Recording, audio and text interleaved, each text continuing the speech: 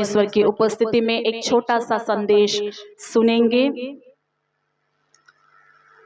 Mother's day है, इसलिए सबसे पहले सारी माताओं को प्रभु यीशु मसीह के नाम से मैं शुभकामनाएं और आशीष कहती हूँ। परमेश्वर आपके प्रयास, आपके आंसू, आपके हार्ड वर्क, आपकी मेहनत, आपका धीरज, आपकी प्रार्थनाएं, सबका प्रतिफल और भी दे और आपको परमेश्वर शिरोमणि ठहराए, सर की तरह रखे, पूंछ की तरह नहीं, अनेक लोगों के लिए आशीष का कारण बनाए। आमीन। और अपने बगल में अगर कोई माँ दिख रहा है तो आप हैप्पी मदर्स डे विश करिएगा। आपके बगल कोई भी माँ है तो हैप्पी मदर्स डे विश करिए। एक जन, दो जन को कम से कम हैप्पी मदर्स डे का विश करिएगा। सबने विश किया। परमेश्वर हमारी कलीसिया के सारे माँओं को ब्लेस करे। आमीन।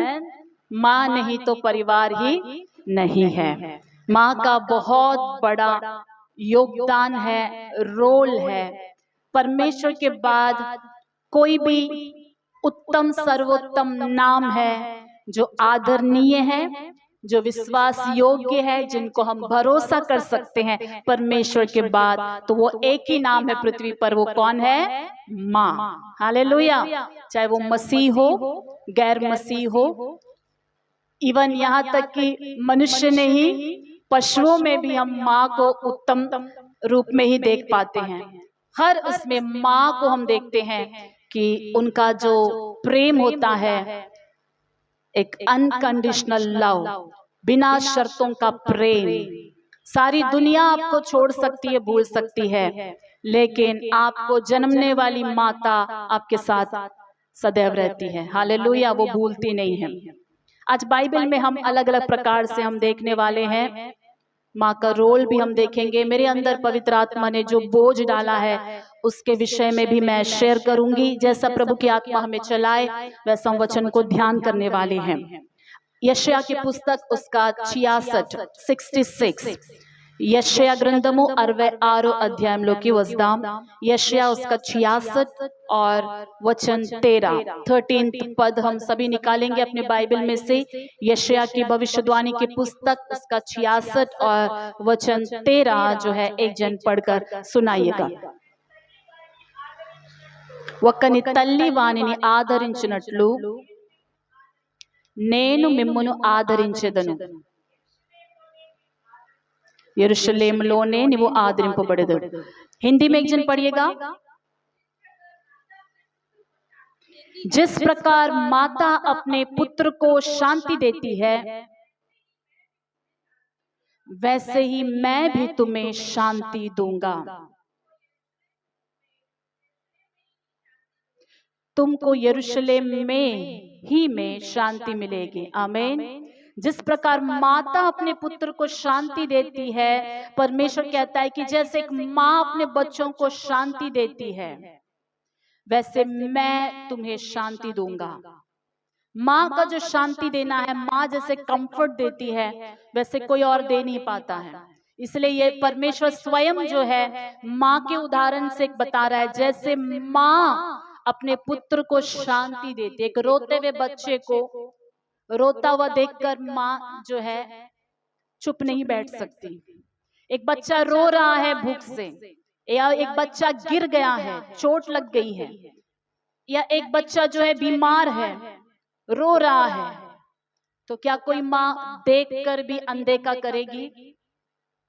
माँ क्या करेगी? अपने बच्चे को गोद में लेगी और उसे शांति देगी, उसके आंसुओं को पोंछेगी, उसकी जरूरत को पूरा करेगी।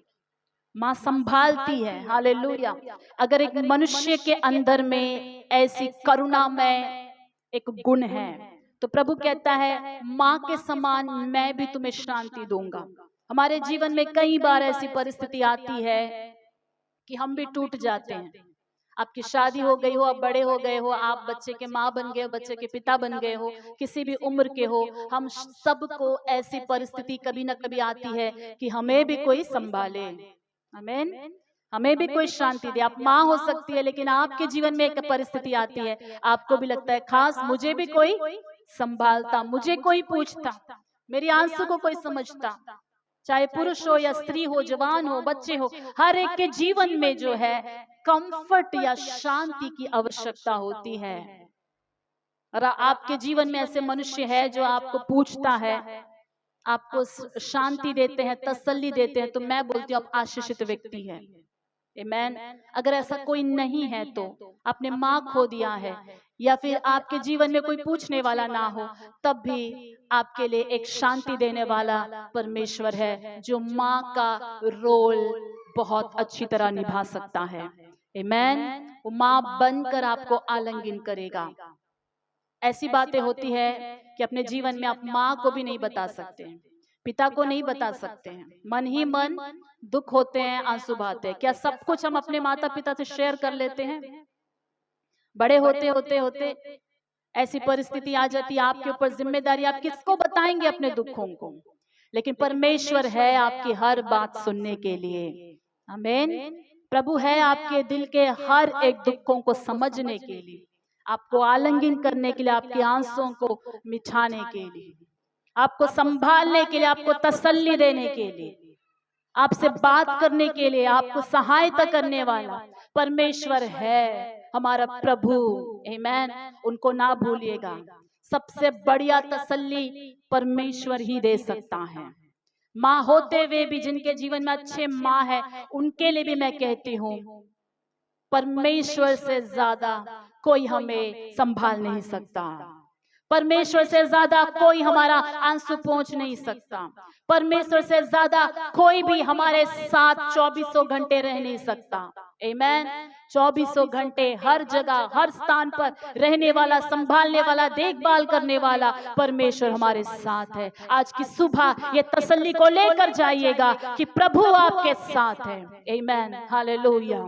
यशायाह उसका 49 और उसका 15 पद इस प्रकार कहता है। यशायाह ग्रंथम 49 अध्यायमो 15 వాక్యమిలాగ సెలవిస్తుంది। क्या हो सकता है कि कोई माता अपने दूध पीते बच्चे को भूल जाए? क्या हो सकता है ऐसा कि कोई माँ अपने दूध पीते हुए बच्चे को भूल जाए और अपने जन्माए हुए लड़के को या लड़की पर दया ना करे? सवाल है। हाँ, माँ तो भूल सकती है। परमेश्वर कहता है हाँ, माँ भी भूल सकती है। अपने कामों में व्यस्त होकर, अपने सहेलियों के साथ बैठकर, किसी और बात में रहकर दूध पीते हुए बच्चे को भी भूलने वाली माताएं हैं। मनुष्यों से हो सकता है ये। मनुष्य 24 घंटे किसी का देखभाल नहीं कर पाते हैं, वो भी एक समय और सीमा पर हार जाते हैं। ये हो सकता है कि दया नहीं करने वाले माँ भी इस दुनिया में रहे, वह तो भूल सकती है, परंतु परमेश्वर कहता है मैं तुझे नहीं भूल सकता। हालेलुया। मैं भूल ही नहीं सकता, मैं भूल नहीं सकता। प्रभु आपको भूल नहीं सकता। कभी कभी लोग भूल जाते हैं ना। दुखी में हमें सब याद आते हैं, खुशी में हम कुछ लोगों को भूल जाते हैं।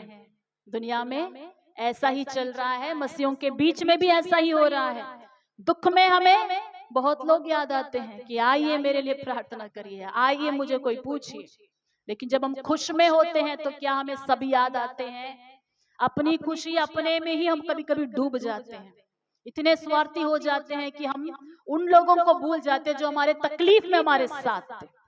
लेकिन परमेश्वर है, वह कहता है मैं तुझे नहीं भूल सकता। आमीन। इसीलिए मनुष्यों से ज्यादा परमेश्वर को भरोसा करिएगा। हालेलुया। मनुष्यों से ज्यादा परमेश्वर को प्रेम करिएगा। जो भूल ही नहीं सकता वो परमेश्वर को हम भूल जाते हैं। कितनी दुख की बात है ना। जो परमेश्वर कहता है कि मैं तुम्हें भूल नहीं सकता, मैं तुम्हें छोड़ नहीं सकता, उस परमेश्वर को हम कई बार अपने खुशी में भूल जाते हैं। दुख में परमेश्वर को याद करना आसान है, लेकिन क्या खुशी में परमेश्वर याद रहते हैं? क्या परमेश्वर आपको याद है? क्या परमेश्वर आपको लगता है कि परमेश्वर आपके बगल में ही? क्या आपने सर्वशक्तिमान को अपने बगल रखा है? क्या उनको अपने सामने रखा हुआ है या फिर उनको भूल गए हैं? प्रभु कहता है 16वां वचन, उसी यशायाह 49 अध्याय का वचन 16, एक बार अपने बाइबल में से देखिएगा। काफी उत्तम वचन है, काफी सुंदर वचन है। देख, मैंने तेरा चित्र अपनी हथेलियों पर खोद कर बनाया है। आमीन। प्रभु के हाथ में किसका चित्र है? हमारा चित्र है, आपका चित्र है।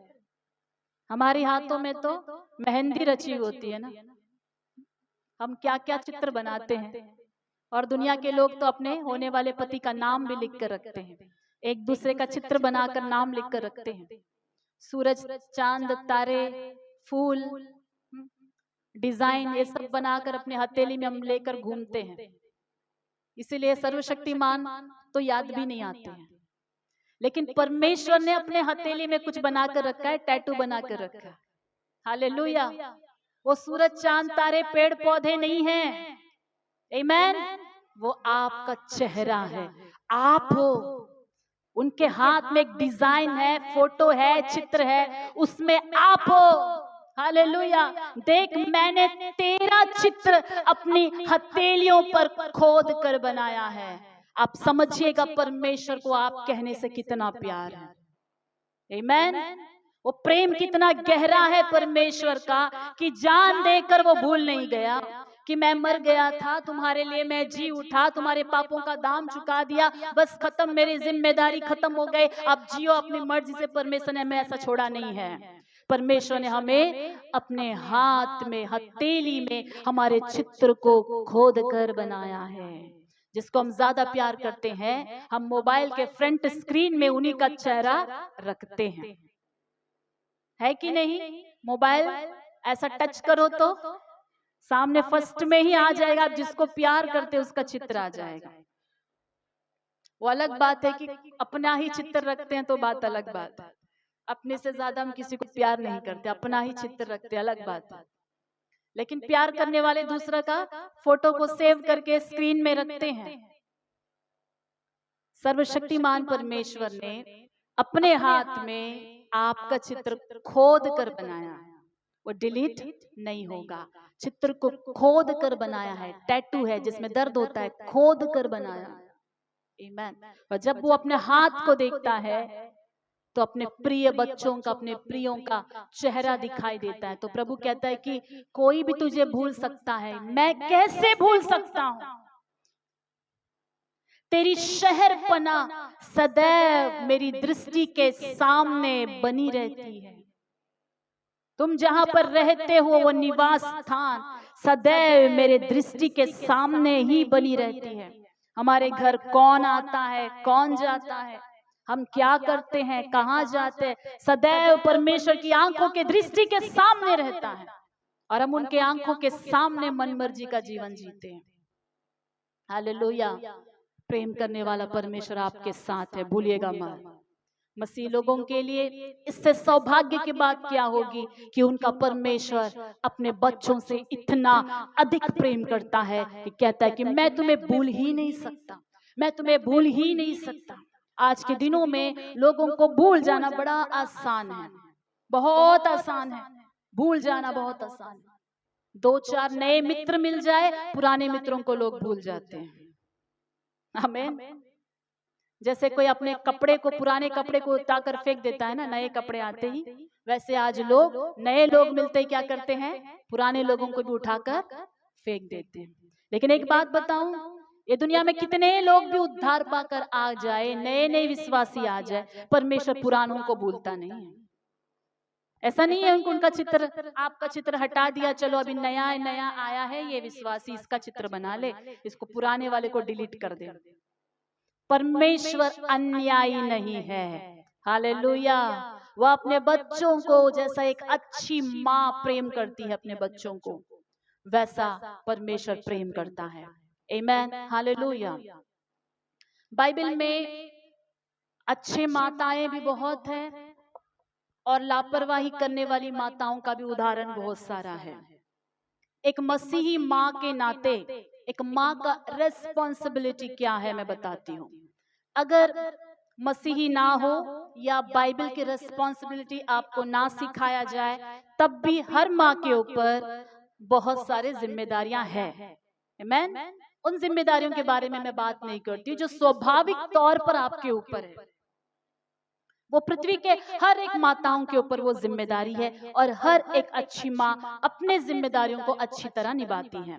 हम नीति वचन में एक जाना माना वचन हम पढ़ते हैं, उसका 14वां अध्याय पहला वचन, पढ़ने की आवश्यकता नहीं, बस याद दिलाती हूँ। वहां पर लिखा है, हर बुद्धिमान स्त्री अपने घर को क्या करती है? बांधती है। हर बुद्धिमान स्त्री अपने घर को बांधती है, पर मूढ़ स्त्री अपने ही हाथों से अपने घर को क्या कर देती है? ढा देती है, तोड़ देती है। ऐसा बाइबल के वचन में लिखा है। ठीक है, पृथ्वी में हर एक बुद्धिमान स्त्री जिसका विवाह होता है, अगर वो बुद्धिमान स्त्री है तो अपने घर को किसी भी हालत में वो बांधेगी, बांधेगी, बांधेगी। आमीन। यहां तक ठीक है, लेकिन एक और भी एक और स्टेप है। मसीही स्त्री होने के नाते, मसीही माँ होने के नाते, परिवार अपनी बुद्धि से बांध रहे हैं, अब अपनी शक्ति से बांध रहे हैं, अपने योग्यता से बांध रहे हैं, अच्छी बात है। क्या आप प्रभु में अपने घर को बांध रहे हैं? ये मुख्य बात है। हालेलुया। आज हर एक माँ से एक सवाल है, अपने घर को दैविक रूप से क्या बांध रही है? क्या आप अपने बच्चों के जीवन को, अपने पति को, आपके घर में जितने लोग हैं उनके जीवन को आत्मिकता में बांध रहे हैं? यदि यस, तो आप एक गॉडली मदर कहलाएगी, जिसे कहेंगे दैविक मेहनत तल्ली। हालेलुया। तल्ली అయిపోవటం सुलुवे, दैविक मेहनत तल्ली అవటము कष्टम। माँ बन जाना आसान है, शादी होगा, प्रभु का अनुग्रह हुआ, हर एक माँ बन जाएंगे। माँ बनना आसान है, दैविक माँ बनना मुश्किल है। परमेश्वर को कलीसिया के अंदर सिर्फ माँ की जरूरत नहीं है, आज परमेश्वर को विश्व की हर एक कलीसिया के अंदर दैविक माताओं की आवश्यकता है। हालेलुया। सिर्फ माँ बनकर रह जाने में कुछ भी परमेश्वर के राज्य को महिमा मिलने वाली नहीं है। आप ऐसी माँ बनो, दैविक माँ बनो। दैविक माँ कैसे मालूम चलेगा कि यह दैविक माँ है? हम कैसे बोल सकते हैं कि दैविक माँ है? कि माताएं चर्च आती है इसलिए दैविक माँ है? नहीं। माताओं के बच्चों को देखे, माताओं का चाल चलन देखे, माताओं का बातचीत देखे, माताओं का चरित्र को देखे, माताओं का जीवन को देखे और उनके घर को देखे, तब हमें पता चलेगा कि कौन सी माँ दैविक माँ है। हालेलुया। बाइबल में परमेश्वर का एक दास पौलुस, प्रेरित पौलुस, दो माताओं को याद करके, दो जनरेशन को याद करके एक जो है नौजवान को कहता है, एक बात कहता है, एक अच्छा टेस्टमनी देता है। देखेंगे दूसरा तिमुथियुस की पत्रिका, उसका पहला अध्याय 5वां वचन। दूसरा तिमुथियुस पहला अध्याय 5वां वचन।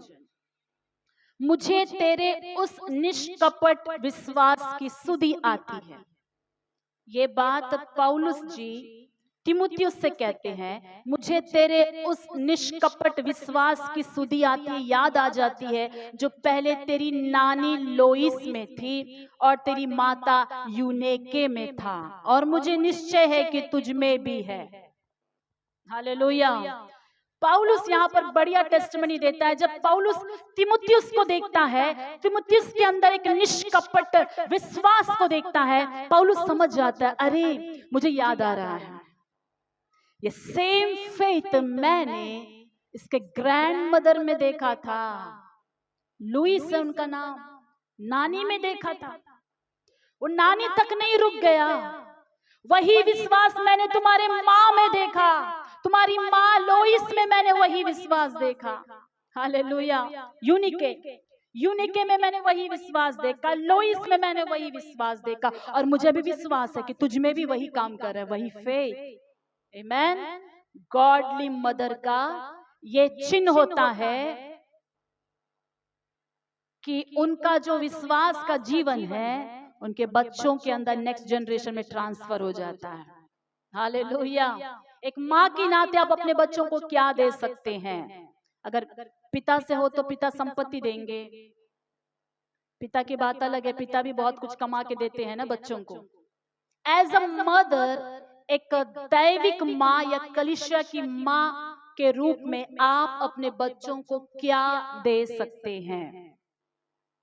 अन्य जाति होने से उनकी सोच होती है कि मैंने तुम्हारे लिए सोना बनवाया है, तुम्हारी शादी हो जाएगी, जाते वक्त मैं इतना तोला सोना तुझे दे दूंगी। इतना अन्य जातियों के माँ कर पाते हैं। मैं तुझे सोना दे के भेजूंगी, चांदी देकर भेजूंगी। पिता बोलेगा मैं तुम्हें गिफ्ट देकर भेजूंगा, मैं तुम्हारी आवश्यकताओं को पूरी करूंगा, मैं जमीन दूंगा, मैं जायदाद दूंगा, मैं कुछ ना कुछ देकर भेजूंगा। एक दैविक माँ अपने बच्चों को क्या दे सकती है? कभी आपने सोचा कि क्या मेरे अंदर से मैंने क्या दैविकता को मेरे बच्चों में दिया है? क्या मेरे अंदर से मैंने मेरे बच्चों को उत्तम बातें, परमेश्वर की बातें दिया है? नीति वचन पहला अध्याय में आएंगे। नीति वचन पहला अध्याय, सामतलो मोदटी अध्याय,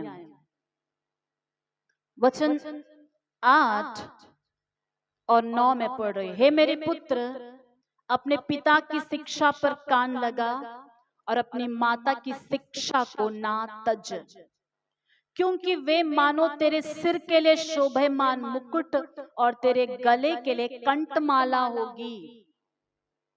पिता के टीचिंग्स, माता के टीचिंग्स जो है, वो बच्चों से ये कहता है कि ना तो अपनी माँ की टीचिंग्स को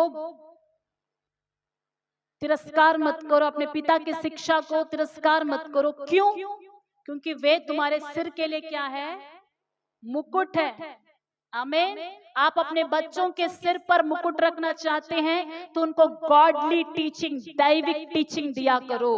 वो दैविक टीचिंग उनके सर के ऊपर मुकुट की तरह रहेगा। मुकुट का अर्थ है आपके बच्चों के जीवन में हॉनर रहेगा, महिमा रहेगी। हालेलुया। ये महिमा सांसारिक महिमा नहीं है, दैविक महिमा का मुकुट, जिसको देखकर 4 लोग बोल सके ये दैविक बेटी है, दैविक बेटा है। क्योंकि वो मुकुट किसने पहनाया है? माता पिता ने पहनाया है। और गले में क्या? कंठमाला की तरह रहेगी टीचिंग्स। वो देखकर ही, उस बच्चे को देखकर ही समझा जा सकता है कि इनके माँ बाप ने इन्हें क्या दिया है? अच्छी शिक्षा दिया है। पिता से भी ज्यादा माँ की जिम्मेदारी बच्चों को आत्मिक जीवन में बढ़ाने की अधिक होती है। बच्चे माँ की बातों को गंभीरता से लेते हैं, सुनते हैं। हर माँ को चाहिए कि अपने बच्चों को प्रभु के मार्ग में सही तरीके से चलाए। नीति वचन देखेंगे 22वां अध्याय, नीति वचन 22वां अध्याय,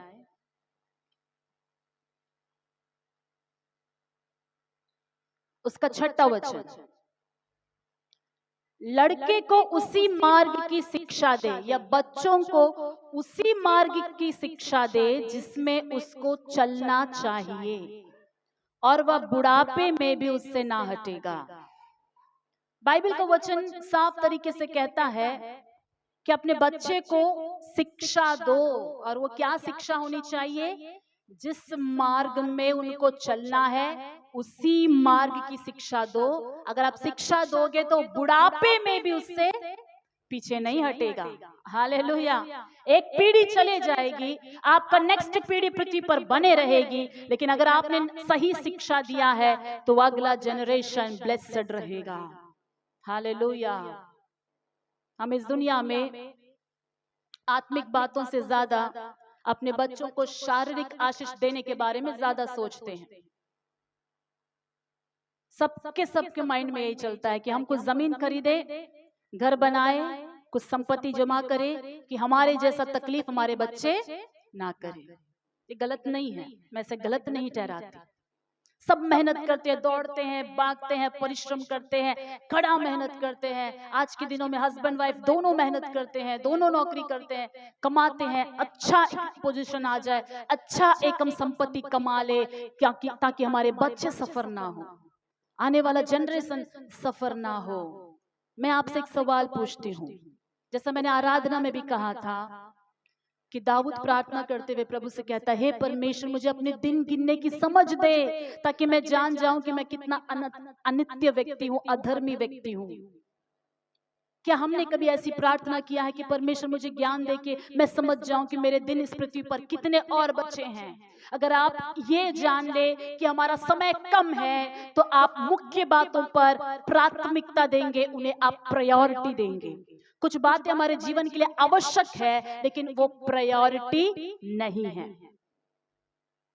आपके पीछे 4 पीढ़ी के पीछे जाएंगे। आप सभी याद करिए, आपके अब्बा को याद करिए, आपके अम्मा के साइड में याद करिए, उनके अम्मा, आपके अब्बा के अब्बा, सेकेंड जनरेशन, फिर उनके पीछे थोड़ा जाइए, थर्ड जनरेशन, फिर उसके पीछे जाइए, फोर्थ जनरेशन, दादा दादी। अब मैं आपसे पूछती हूँ एक सवाल, आप में से कितने लोगों को మీలో ఎంతమందికి మీ ముత్తాతల పేరు ముత్తమ్మం పేరు తెలుసు? आप में से कितने लोगों को आपका परनानी परदादा का नाम याद है? कोई है यहाँ पर? कितना जनरेशन तक याद है? 2 जनरेशन तक मेरी माँ को याद है। तालियों को बजाएंगे। मैं बताती हूँ क्यों याद है। वो मसीही लोग हैं। हालेलुया, वो मसीही लोग हैं। एक ब्लेसिंग है पृथ्वी पर, मसीही लोग, धर्मी जीवन जीने वालों के नाम कितने पीढ़ी चले जाए मिठाए नहीं जाएंगे। उदाहरण बताऊं? डाउट है तो बाइबल का हर एक जनरेशन अभी यहाँ पर नहीं है। अब्राहम से लेकर, इसहाक से लेकर, नोआ से लेकर, मेतुशेला से लेकर, हानोक से लेकर, हम सबको याद करते हैं, एस्तेर को याद करते हैं। अभी हम कुछ और लोगों को याद करने वाले हैं। वो मिट गए, जनरेशन खत्म हो गया, लेकिन ऐसा जीवन जिए आज भी हम उनको याद करते हैं। लेकिन अपने खुद के जनरेशन में एक बार देखिएगा, आपके पीछे 4 पीढ़ी में जाकर वो चौथा पीढ़ी में किसी का भी नाम आपको याद है? याद है तो बोलिए, नहीं है तो नहीं बोलिए। नहीं है ना? शॉकिंग में है। कुछ लोगों को याद है, 4th जनरेशन तक याद है। ओके, उनका फोटो है आपके पास? बताइए कितने लोगों के पास फोटो है 4th जनरेशन का? परनानी परनानी चौथा वाले के पास, किसी के पास फोटो है? किसी के पास मतलब नहीं है। उन्होंने भी मेहनत किया होगा ना, 4th जनरेशन, वो चौथा पीढ़ी का दादा परदादा ने मेहनत किया होगा कि नहीं? उन्होंने भी कुछ कमाया होगा ना, बहुत परिश्रम किया होगा। 80 साल, वो 90 साल पहले ज्यादा जीते थे, बुढ़ापे तक वो जिए, परिश्रम करे, और वो मिट्टी में मिल गए। क्या हम आज उनको याद करते हैं? उनका परिश्रम याद है किसी को? उनका कष्ट याद है? उनका तस्वीर है आपके घर में? अगर रहेगा भी किसी के घर में कुछ तस्वीर, कुछ दिनों के बाद वो भी नाश हो जाएगा, खत्म हो जाएगा। अगली पीढ़ी आएगी, उठाकर फेंक देगी। जो जानती भी नहीं आपका फेवरेट दादा को, नेक्स्ट और 2 जनरेशन वाले उठाकर डब्बा में डाल के कहीं कोना में, स्टोर रूम में डाल देंगे। ये पता नहीं कौन बुड्ढा है, हमको मालूम नहीं, स्टोर रूम में डाल देंगे। यही है मनुष्य का रियलिटी, कि हम मेहनत करेंगे, हम कमाएंगे, कुछ सदकों बाद, कुछ दशकों के बाद आपका मेहनत, आपका काम, आपका परिश्रम कोई भी याद नहीं रखेगा। आज जिस चीज के पीछे आप दौड़ रहे हो कमाने के लिए, चाहे वो घर है, वो जमीन है, वो बिजनेस है, वो कुछ भी है, वास्तविकता को बताती हूँ कलीसिया में मेरे प्रियो, ये वास्तविकता है कि ये सब कुछ सालों के बाद भुला दिया जाएगा। आपके चीजों को लोग यूज करते रहेंगे, आपके कमाए हुए इसमें आप रहेंगे मनुष्य, लेकिन आपको हर दिन कोई याद नहीं करेगा। साल में एक बार याद करेंगे, मौत के दिन या जन्मदिन पर, ज्यादा याद नहीं करेंगे। यही मनुष्य जीवितों को याद नहीं करते। आज मरे हुओं को कौन याद करेगा? हमारे आंखों के सामने जीवितों को ही लोग भूल जाते हैं। लोग सामने खड़े हैं भी दिखाई नहीं देते, तो मरे हुओं को कौन याद करेगा? हम मरने के बाद हमें याद करेंगे, कोई गारंटी नहीं है, कोई गारंटी नहीं है। कितने लोग हमारे साथ बड़े हुए आज तक, क्या सबको हम याद करके घूमते हैं? नहीं, हम भलाइयों को भूल जाते हैं। जीवित लोग जो हमारे लिए रोए, हमारे लिए सहायता करे, उनको भूल जाते हैं। हम मरे उनको कहाँ याद रख पाएंगे? नहीं याद रख पाएंगे। तो मनुष्य पृथ्वी पर कुछ भी कमा लो, मैं कहती हूँ कुछ सालों के बाद वो सब मिटा दिया जाएगा। तो मेरे प्रियो, जो नहीं मिटने वाला है उसके लिए प्रयास करो, जो नहीं मिटने वाला है उसके लिए प्रयास करो। आपकी प्रार्थनाएं नहीं मिटेंगी, आपकी उत्तम शिक्षाएं अगर आपने सही तरीके से अपने बच्चों को दिया है वो नहीं मिटेगी। आपके बच्चे सही तरीके से सीखे हैं, आपके आंखों के सामने आपको दिख रहा है कि मेरा बच्चा सही मार्ग में चल रहा है, जिस मार्ग में चलना है, तो बुढ़ापा आने से भी वो उसमें से नहीं भटकेगा, वैसा आप सिखाइए। तो आप मर जाए, आपकी शिक्षाएं मरेगी नहीं। हालेलुया। आपका फाउंडेशन मरेगा नहीं, वो नेक्स्ट जनरेशन को सिखाएंगे। अब्राहम की शिक्षाएं इतना गंभीर था, उसने ट्रांसफर किया इसहाक में। इसहाक ने इतना पावरफुल शिक्षाएं याकूब को दिया, याकूब ने उसको अपने जीवन में लागू किया, उसने ट्रांसफर किया नेक्स्ट जनरेशन को। पढ़ेंगे हम व्यवस्था विवरण, उसका 6वां अध्याय, व्यवस्था विवरण 6वां अध्याय में आएंगे हम। व्यवस्था विवरण 6वां अध्याय, उसका वचन 6 से लेकर मैं पढ़ रही हूं, देखिएगा अपने बाइबल में। व्यवस्था विवरण द्वितीयोपदेश कांडम 6 अध्याय में वाक्यम 6। और ये आज्ञाएं जो मैं आज तुझको सुनाता हूं वे तेरे मन में बनी रहे, और तू इन्हें अपने बाल बच्चों को समझा कर सिखाया करना। जो परमेश्वर ने जो आज्ञा हमें दिया है, बाइबल बताती है वो तुम्हारे मन के अंदर रहे। और इसे किसको सिखाना? समझाकर अपने बाल बच्चों को। कुमार को तेलुगु में लिखा है अपने बाल बच्चों को। నువ్వు నేర్చుకున్న సత్యం, నువ్వు నేర్చుకున్న దైవికం ఎవరికి నేర్పాలి? తల్లులు, माताएं, किसको सिखाना है? अपने बच्चों को सिखाना है, आपकी बेटियों को, आपके बेटों को से सिखाना है। और घर में बैठे, मार्ग में चलते, लेटते उठते इनकी चर्चा किया करना। यह है गॉडली फैमिली। गॉडली फैमिली क्या करेगा? घर में बैठे, लेटते उठते, हर दिन के लाइफ में परमेश्वर के आज्ञाएं के बारे में बात करेंगे और सिखाएंगे। ये होना चाहिए गॉडली ఫ్యామిలీ के अंदर। దైవికమైన కుటుంబం లోపల ఇది ఉండాలి। పడుకున్నప్పుడు, కూర్చున్నప్పుడు, లేచినప్పుడు, నడిచినప్పుడు దేవుని యొక్క ఆజ్ఞలు మన పిల్లలకి నేర్పాలి। దేవుని మాటలు, దేవుని యొక్క వాక్యము మన ఇంటిలో డిస్కషన్ అవ్వాలి। ఇది దైవికమైన కుటుంబం యొక్క లక్షణము। क्या ये है हमारे घर में? मैं पूछ रही हूँ, अगर आपके घर में एक भी वचन की चर्चा नहीं होती है, परमेश्वर के मार्गों के बारे में कोई भी आपके घर में आप सिखाते नहीं है, बात नहीं करते, उसके बारे में ध्यान नहीं करते, आप डेंजर जोन में हैं। ऐसा आप बन रहे हैं कि नेक्स्ट जनरेशन में परमेश्वर का दया अनुग्रह नहीं रहेगा। आप जितना मेहनत करो, कुछ भी करो, आपके साथ खत्म हो जाएगा। गॉड्स का फेवर, ग्रेस आगे नहीं जा पाएगा। कोई चीज हमारे फैमिली को अगली पीढ़ी तक ब्लेस कर सकती है, वो परमेश्वर की आज्ञाएं हैं, परमेश्वर का वचन है। हृदय के अंदर लिख लीजिएगा। जमीन जायदाद नहीं है, इसके लिए लोग लड़ लड़ कर मर मिटते हैं। कई लोगों ने बेचारे बहुत कमाया, लेकिन उनके मृत्यु के बिस्तर में पड़े रहते वक्त फैमिली में डिस्प्यूट, लड़ाई आ जाएगी, मेरा तेरा, तेरा मेरा। कुछ लोगों ने अपने माता पिता को ही मरा दिया। संपत्ति जल्दी कमाने के विषय में, संपत्ति नहीं है पीढ़ी को आशीष देने वाली, जनरेशन का ब्लेसिंग संपत्ति कमाए हुए जमीन जायदाद से नहीं आता। परमेश्वर की आज्ञा पालन करने में और उन आज्ञाओं को बच्चों को सिखाने में और उनके बारे में घर में चर्चा करने वाले घर में होती है परमेश्वर का जनरेशनल ब्लेसिंग। हालेलुया। कलीसिया, क्या आप सहमत है? ये आत्मिक वचन को सुनते वक्त आपके हृदय में ये काटेगी, लेकिन यही सत्य है। कोई भी पॉलिश या कवर अप वचन नहीं है, बाइबल में साफ लिखा है। और घर में बैठे, मार्ग में चलते, लेटते, उठते इनकी चर्चा किया करना। हम घर में लेटते, उठते, बैठते, चलते क्या चर्चा कर रहे हैं? किसने हमें बांध के रखा है? रील्स ने बांध के रखा है। उठते, बैठते, सोते, लेटते रील्स ने बांध। अपने बगल वाले को हाथ मार के बोलिए जोर से, जागो। एक बार मार के बोलेगा, जागो। मेरी बात को सुन लीजिएगा, बोल दीजिएगा बगल वाले को, जागो जागो जागो, नींद से जागो, दिन का समय है, मत सो। हालेलुया। रील्स ने बांध कर रखा है, उठते जागते। अभी के लिए कैसा वचन लिखना चाहिए?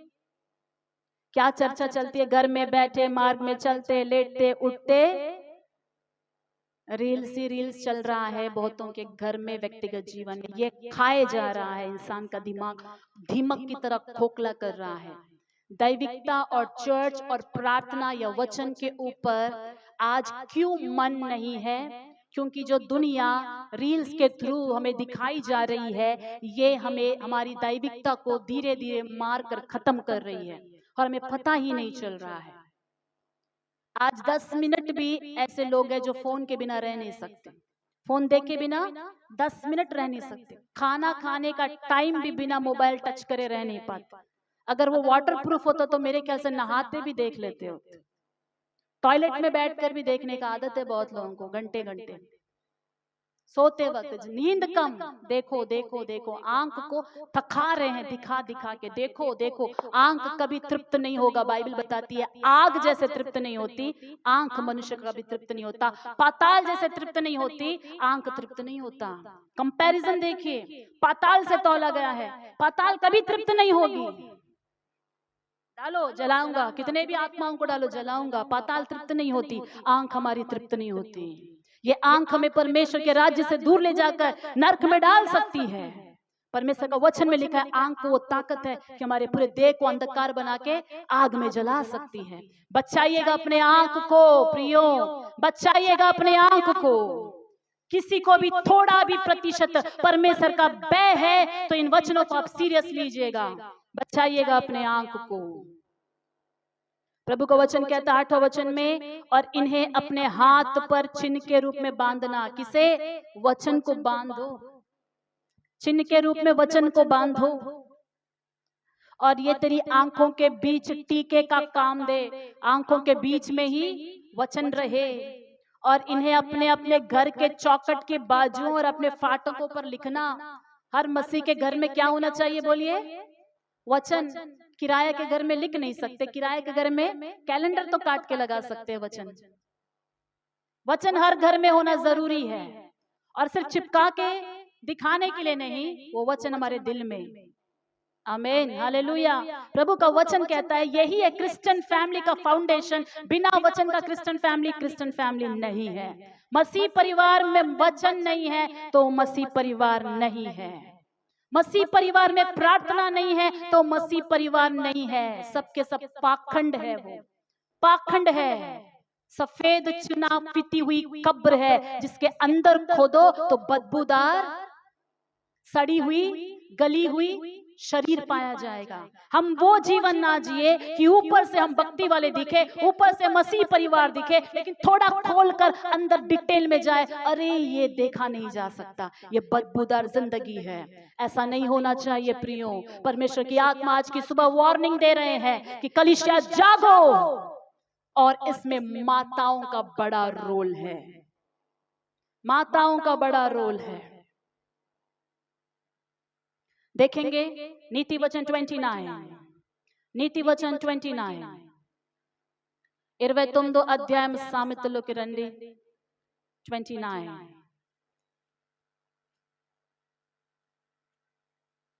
उसका 15 वचन इस प्रकार कहता है, छड़ी और डांट से बुद्धि प्राप्त होती है, परंतु जो लड़का यों ही छोड़ा जाता है, जो लड़की यों ही छोड़ी जाती है, वह अपनी माता की लज्जा का कारण होता है या होती है। आमीन। हर घर में क्या होनी चाहिए? एक छोटा उम्र तक छड़ी यूज कर सकेंगे, बड़ा होने के बाद छड़ी नहीं, सिर्फ डांट रह जाएगा। अगर माताएं अपने बच्चों को डांटते नहीं हैं, वचन में लिखा है वही बच्चे उस माँ के लज्जा का कारण बन जाएंगे, शेम फील होगा। ऐसे काम आज की दुनिया, ये बाइबल उस समय लिखा गया जब ये सोशल मीडिया नहीं थी। ये वचन उस वक्त लिखा गया है जब दुनिया इतनी बिगड़ी हुई नहीं थी। अभी अपने बच्चों को हम कैसे बचाएंगे? हर एक के हाथ में फोन है, हर एक हाथ में फोन दे दिया गया है। वो क्या देखते हैं, क्या करते हैं, किससे मिलते हैं, किससे बात करते हैं, किससे चैटिंग करते, रात को सोते हैं या नहीं सोते हैं, क्या आपको कुछ खबर भी है? हाल ही में एक फैमिली के बारे में मैंने सुना कि उनके पिता ने ऐसा रूल रखा कि रात के 9 बजते ही सभी अपना मोबाइल उठाकर पिता को दे देना है, तब जाकर बिस्तर में सोना। मोबाइल उठा के सभी अपने डैडी को दे देना है, डैडी उसे निकाल के बंद करके रख देंगे, वापस उनको सुबह मिलेगा। क्यों ऐसा? वो दैविक परिवार ने निर्णय लिया कि वो जानते हैं कि बच्चे मोबाइल से बिगड़ रहे हैं। हालेलुया। हमारे बच्चे हमारे लज्जा का कारण नहीं, महिमा का कारण होना है। लेकिन दुख की बात यह है, कई माताओं का नेचर ऐसा होता है, सबका नहीं, कुछ लोगों का, बच्चे गलती करते रहेंगे, डांटेंगे नहीं, एंजॉय करेंगे, क्योंकि उन्होंने भी अपनी जवानी में वो काम किया था और वो सोचेंगे मैं भी तो इसमें, ये उम्र में ऐसा ही थी। जी हाँ, एक करेला का पेड़ से बीज से करेला ही निकलेगा, लेकिन कभी तो वो करेला, कभी तो वो मारा मधुर बनना है, कभी तो वो माँ को मन फिराना है, कभी तो परिवार को मन फिराना है, ताकि उनके नेक्स्ट जनरेशन बच्चे वही गलती ना करे जो इन्होंने किया था। डांटते नहीं है, बिल्कुल नहीं डांटेंगे, एकदम फ्रीडम से छोड़ देंगे, कोई भी रुकावट नहीं, कहीं भी जाओ, किसी से भी बात करो, बिल्कुल उनके बच्चों के ऊपर अंधा विश्वास होता है, ब्लाइंड फेथ, बहुत डेंजर है। ब्लाइंड फेथ मत रखेगा। इसी नीति वचन में एक ऐसी स्त्री है जिसके बारे में पहले भी हमने वुमेन्स मीटिंग में पढ़ा था, उसके नेचर को देखेंगे। 31 नीति वचन 31 मुप्पे होगतो सामितुल मुप्पे होगटी, उसका 26 से 28 तक पढ़ रही हूँ। वह बुद्धि की बात बोलती है और उसके वचन कृपा की शिक्षा के अनुसार होते हैं। वह अपने घराने के चाल चलन को 27 देखेगा, वह अपने घराने के यानी अपने बच्चों के, अपने पति के, अपने घर के सारे लोगों के चाल चलन को ध्यान से देखती है। आमीन। गॉडली वुमन का नेचर है कि वो अपने घर में कौन कैसा है वो ध्यान से एक्सरे की तरह वो देखेगी। और मैं आपको बता दूं, अगर आप प्रेयरफुल वुमन नहीं है, प्रार्थना करने वाली स्त्री नहीं है, तो आपके बच्चे आपको चकमा दे देंगे। बहुत चालाक है कितना। अगर आप प्रार्थना पूर्ण नहीं है, वो चकमा दे देंगे, नहीं मम्मी अब भी आता दोस्त का घर जाके, बिल्कुल पकड़ में नहीं आएंगे। बहुत चालाकी, ज्ञान बढ़ चुका है, पाप का ज्ञान, छुपना बचाना सब कुछ, टैलेंट, मल्टी टैलेंटेड है। जब तक कांड करके आपके कान तक ना पहुंचे, पता ही नहीं चलेगा अरे मेरा बच्चा के बारे में सोचा ही। कलीसिया के सेवकों को भी आजकल हार्ट अटैक आता है, विश्वासियों का एक एक का काम देखकर। ऐसी कलीसियाएं मुझे दुख होती है। मैंने हाल ही में सुना था, मेरे ही भाइयों ने मुझे बताया कि ऐसी कलीसिया, प्रार्थना करने वाली, उपवास करने वाली सेवकों की कलीसिया में विश्वासी खुल्लम खुल्ला नौजवान लोग अन्य जाति विवाह को कर रहे हैं। फैमिली और चर्च जब उनको सपोर्ट नहीं करते हैं तो कोर्ट मैरिज करके पार्टी दे रहे हैं। और धब्बा किसके ऊपर पड़ता है? पास्टर के ऊपर। फलाना पास्टर का चर्च के विश्वासी हिंदू मैरिज करे, धब्बा किसके ऊपर? पास्टर के ऊपर। ये क्यों हुआ? क्योंकि दैविक माँ उस घर में दैविकता है ही नहीं। जहां माँ को जब जागते हुए प्रार्थना करना था, जब बच्चों को उत्तम शिक्षा देना था, उन्होंने नहीं दिया, छोड़ के रखे थे। वो जब अन्य जातियों से ज्यादा क्लोज होके फ्रेंडशिप हो रहे, जब रोकना था नहीं रोके। इसीलिए बच्चों का टेस्ट जिनके साथ ज्यादा समय बिताएंगे वही पसंद आएंगे। हालेलुया। रोज करेला खाओ तो करेला नहीं पसंद वालों को भी पसंद आएगा, मैं जानती हूँ। ये बात अलग है, करेला टेस्टी है वो बात अलग है, कड़वा के बारे में बात कर रही हूँ। रोज कड़वा खाओगे तो कड़वा भी क्या लगेगा, अच्छा लगने लगेगा, डाइजेस्ट होने लगेगा, साइड इफेक्ट्स नहीं होगा। रोज जिसके साथ आप टाइम बिताओगे वही नेचर, वही सब कुछ अट्रैक्ट करेगा, वो लाइफस्टाइल पसंद आने लगेगा, कुछ गलती नजर नहीं आएगा, लगेगा कि हम में और उनमें क्या नहीं है, कोई अंतर नहीं है, बस इतना अंतर है वो टेंपल जाते हैं, हम चर्च जाते हैं, इतना ही जान पाएंगे। क्यों? दैविक शिक्षा आपके घर में नहीं है। बात क्या है, सबसे पहले माँ बिगड़ चुकी है, माँ जागती नहीं है, प्रार्थना नहीं करती। जितना इंपॉर्टेंस कपड़े धोने, कपड़े साफ सुथरा, कपड़े मोड़ने, खाना पकाने में लगाती है, उतना इंटरेस्ट अपने बच्चों के लाइफ के ऊपर, फ्यूचर के ऊपर नहीं लगाती। उतना इंटरेस्ट, जितना इंटरेस्ट उनके ट्यूशन पर, उनके जो है फ्यूचर पर, ये सोचने में लगाते हैं आज माँ बाप, उतना ज्यादा उनकी आत्मिकता और दैविकता के बारे में नहीं सोचते हैं। मैं बता दूं, आपका जो परिश्रम है कुछ दिन तक फल दिखाएगा, जो शारीरिक रूप से आप कर रहे हैं, लेकिन आत्मिक रूप से अगर आप कुछ भी नहीं कर रहे हैं, नेक्स्ट जनरेशन खत्म, स्पॉइल्ड है, वो खड़े नहीं रह पाएंगे। आपके सामने छल कपट करने वाले आपके जाने के बाद क्या करेंगे? आपके सामने ही वो उल्टा जवाब देते हैं, आपके नहीं रहने पर, आपका जनरेशन खत्म होने के बाद क्या होगा इनका, सोच कर देखिए। क्या ये स्वर्ग तक पहुंच पाएंगे?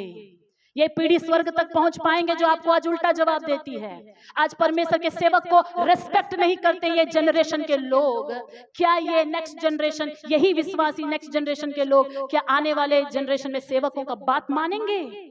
आज ही नहीं सुनते हैं, जब बड़े नहीं सुनते तो बच्चे कहां सुनेंगे? बड़े नहीं सिखाते हैं कि जो है सेवक से डरना चाहिए, बड़े नहीं सिखाते हैं कि सेवक का रिस्पेक्ट करना चाहिए। आपको बता दूं, सेवक का रिस्पेक्ट करना यदि माँ बाप अपने बच्चों को सिखा दे, इससे आपका नुकसान नहीं होगा, इसी से आपका बच्चों का फ्यूचर खड़ा रहेगा। वो चर्च में सेवक का बात सुनकर डरेंगे। आप सिखाओ कि मैं पास्टर को बोलूंगा ये मैटर, पास्टर आपको देंगे दुलाई, आप ऐसा डराओ, सिखाओ। किसी का तो भय होना चाहिए आपके बच्चों के ऊपर। अगर आप नहीं सिखाएंगे तो वो कैसे सीखेंगे? हालेलुया। ये बातें मैं आज मदर्स डे में आंसू के साथ बोल रही हूं। कलीसिया सुनिए, कब तक सोते रहेंगे?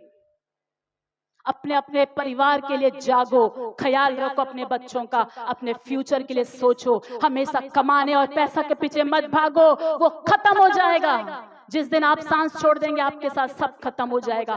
दैविकता एक ही है, बने रहेगी।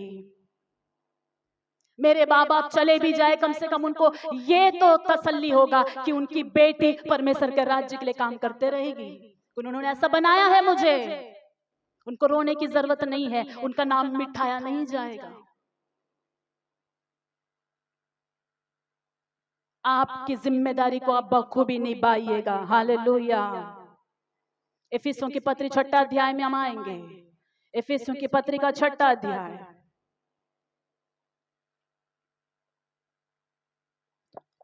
इफिसियों की पत्री का 6 अध्याय में आइएगा, उसका वचन 16। और इन सब के साथ विश्वास की ढाल लेकर स्थिर रहो, जिससे तुम उस दुष्ट के सब जलते हुए तीरों को बुझा सको। लिखा है दुष्ट का क्या है? जलता हुआ तीर। एफेसियों की कलीसिया चर्च को पौलुस बोलता है तुम जागो, स्थिर रहो, ताकि दुष्ट के जलते हुए तीर को तुम बुझा सको। किसको बुझाना है? जलते हुए तीरों को हमें बुझाना है। कौन भेज रहा है ये तीर, जलता हुआ तीर? शैतान भेज रहा है। किसके ऊपर? फैमिलीज के ऊपर। अगर हम जागे हुए ना रहे, जलते हुए तीर हमारे बच्चों के ऊपर डाले जा रहे हैं। डेविल जो है वो जागा हुआ है, तीर भेज रहा है आपके पति के ऊपर, आपकी पत्नी के ऊपर, बच्चों के ऊपर, फैमिली के ऊपर तीर भेज रहा है, जलता हुआ तीर। वो तीर जिसको लग जाता है वो घायल हो जाता है, प्रभु से भटक जाता है, वो जहर उसके अंदर चला जाता है। लस्ट का तीर, कामुकता का तीर डालता है, विचारों को अशुद्ध करता है, तीर डालता है, अशुद्ध काम करने के तीर डालता है, आज्ञा नहीं मानने के जो है तीर डालता है, जिद्दी तीर डालता है, बीमार करने वाले बीमारियों के तीर को डालता है परिवार में, लालच के तीर डालता है, लड़ाई झगड़ा करने के तीर डालता है, द्वेष और कड़वाहट के तीर डालता है, अभक्ति और जो है मलिनता के तीर डालता है, वीकनेस के तीर डालता है, नींद में ही रहने देने के तीर डालता है, बाइबल नहीं पढ़ने की तरह तीर डालता है, चिंताओं के तीर डालता है। बहुत सारे जलते हुए तीर है, अगर उसे नहीं बुझाएंगे वो तीर लग जाएंगे और वो जहर अंदर जाकर बिगाड़ने लगेगी जीवनों को।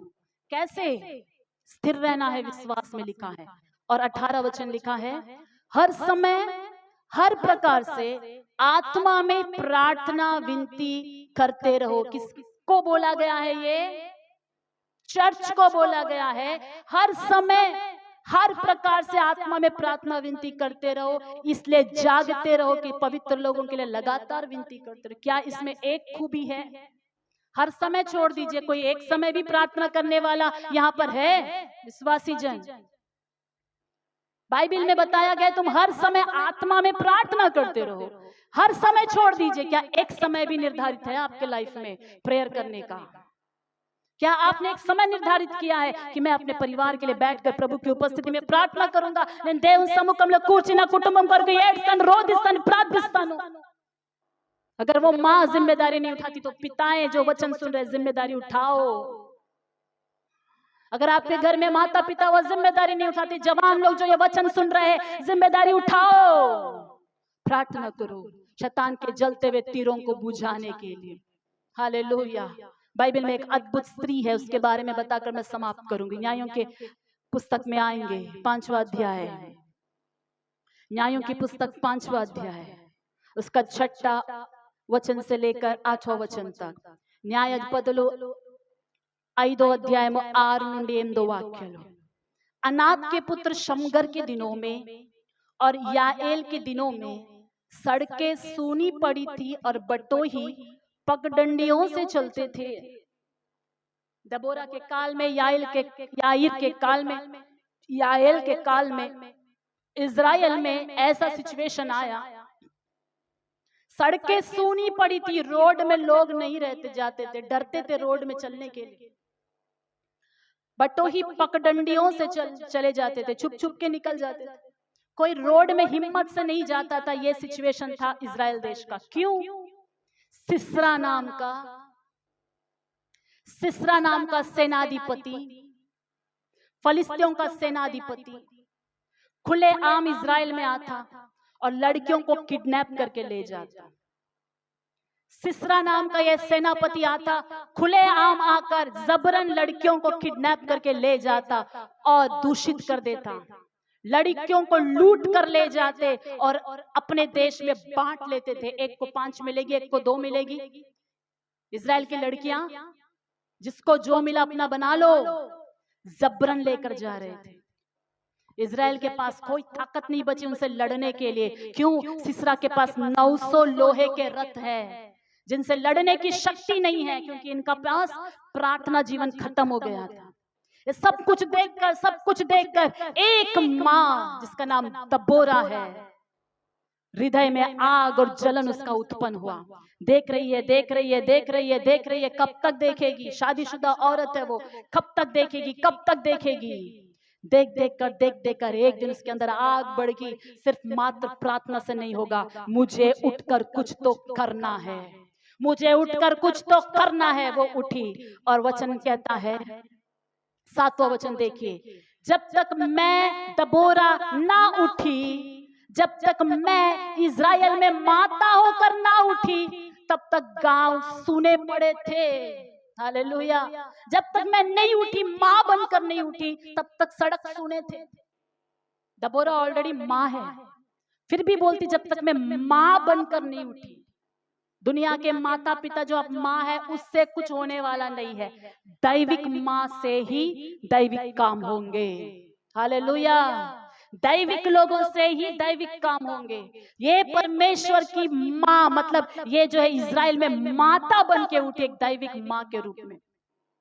मैं जब तक नहीं उठी तब तक गांव सुने पड़े थे। कितना कॉन्फिडेंट बोलती है। जब तक मैंने एक्शन नहीं लिया तब तक वैसे ही देश का हालत था। घर का हालत नहीं, किसका? देश का हालत।